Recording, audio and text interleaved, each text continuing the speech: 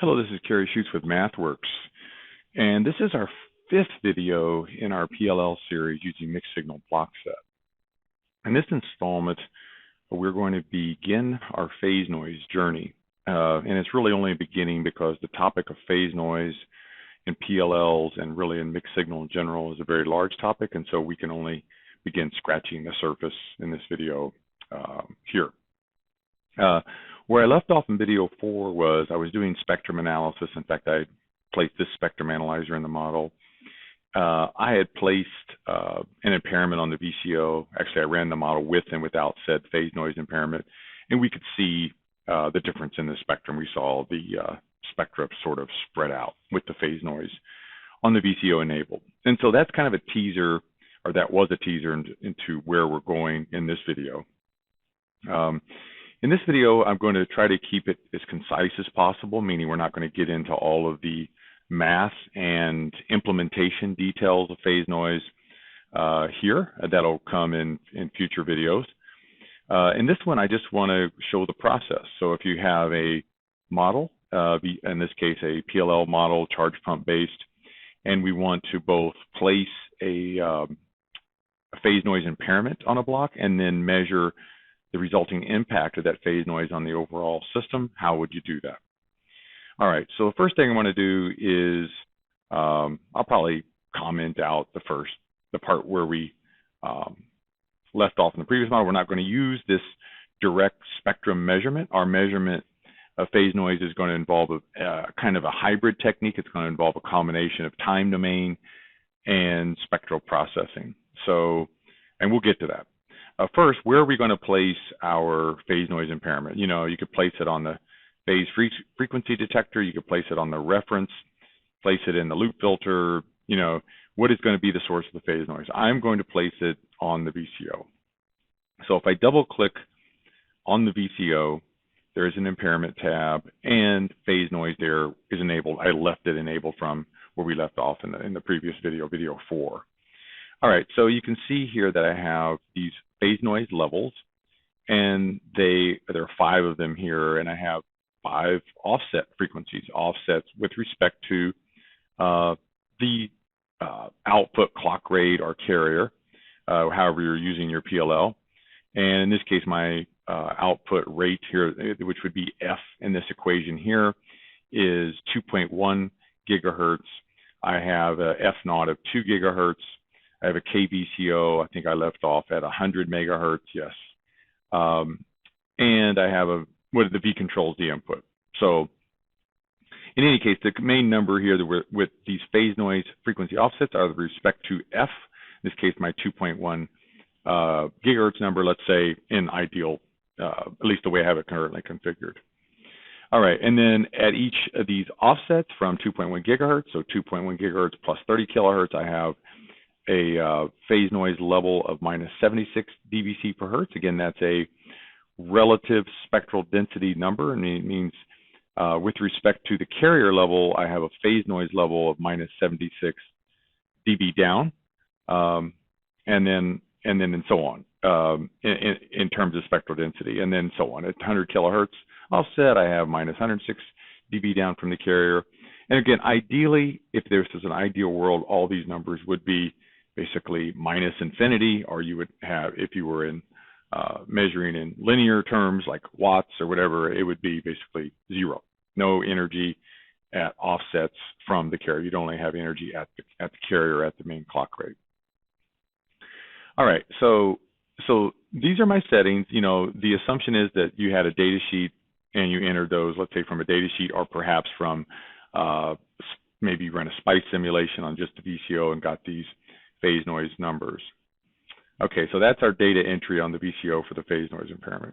Then the question is, how do we measure the phase noise? One way would be to just directly measure the spectrum and do some computations to try to back out phase noise. We're going to take a different approach. We have within Mixed-Signal Blockset, we have a phase noise measurement block, and I am just going to connect it up right here and start configuring it. There are some settings that have to be entered before you begin the simulation to do it meaningfully. And the first one is, where do you want to measure the phase noise at? And I've entered the same frequency offset that I entered in the VCO. Then there's the resolution bandwidth, okay? And usually you set that to be at least as small, if not smaller, than your minimum frequency offset. And so I'll just set it to, I'm going to set it even smaller here. We'll go 10. So we've got more resolution than our minimum frequency offset required. We've got spectral averages. Yeah, we could go, let's say, I'll say 5 spectral averages. Hold off time. This is an important parameter to avoid having the transient response of your PLL interfere with the phase noise measurement, which is a steady state measurement. This is based on a priori knowledge of running the PLL earlier. I'm going to say I've got, let's say, 6 microseconds of settling time on the PLL. And this is a number you get by running the PLL for a short amount of time to see how long it takes to settle. Based on those settings, you can, the block will recommend the minimum simulation time. It's recommending 750 microseconds. I'll just say, instead of this number right here, which I currently have, it'll change it. I'll just say set stop time to 7.561, 756 approximately microseconds. And pretty much that's it. I'm going to say apply and hit OK and let her rip. Okay, now this, say, phase noise simulations do in general take a while to run because, again, it's a kind of a long steady state measurement. You have to collect a lot of data to get that low frequency offset resolution. In this case, we're measuring with 10 kilohertz of resolution. So when you're running something at gigahertz and trying to get 10 kilohertz of resolution, that can take quite a while, and you're making it longer with the 5 averages. So let's go ahead and run this, and we'll get a sense of how long it's taking by looking at the transient response. And when it starts running, I'll call that up. We see we're so many microseconds into the simulation. Let's go ahead and pull that up over here. And I'll zoom in, and you'll get a better feel if I look at the loop filter output, why I chose that 6 microseconds number. Let's go ahead and I will vertical scale it maybe here. All right, so you can see here that this is the 2 microseconds level. This would be 4, 6. I chose 6 for my settling time. You can see the PLL should be well settled by then.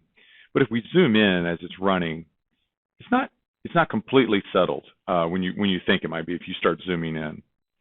You see we still got some transient response beyond the 2 microseconds. You do not want to start measuring phase noise when you're in the middle of that transient response. Even a small amount of transient response is going to throw off your phase noise measurement because, again, your phase noise levels tend to be very, very small. So, again, don't let the transient response interfere. And if you look and you go out and out and out, you can see by the time you get into 4, 5, 6 microseconds, you're in steady state. Okay. So that's why we chose that number. Let's see how far we're into the simulation. We're at 78, 79, 80%. So it's not terribly long. It's taking probably maybe 90 seconds or so to run this simulation. I'm going to let it complete, and we'll see how we do on our phase noise measurement. Okay, looks like it's about done. When it's done, it plots the phase noise. I'm going to keep that in the upper right. I'll make my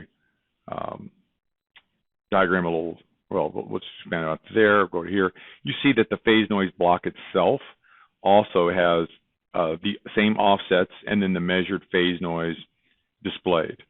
And of course, these numbers here are just snapshots of these numbers you see on the plot over here.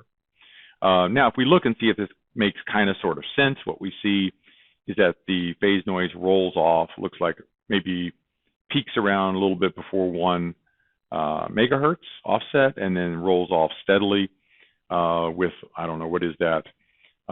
If we took it in terms of dB per decade, from minus 125, minus 55, so it looks like there's about a 30 dB-ish roll off per decade in that region, more or less, maybe a little less.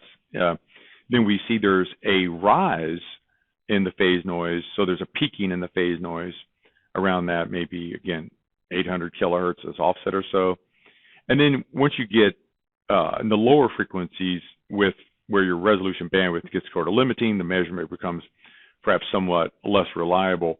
but you can see there's not a lot of variation, not a lot of huge variations. You get the lower and lower frequencies down here where we're going down to about 30. What is that? If you go at a time, it would be 90, 80, 70, 60, 50, 40, 30, down to 30 kilohertz offset from carrier. All right, I think that's where I'm going to leave it in this video. Again, this video is just meant to show you the process, how you could enable a phase noise impairment, how you could drag in a block, configure it, and run the model and measure the phase noise.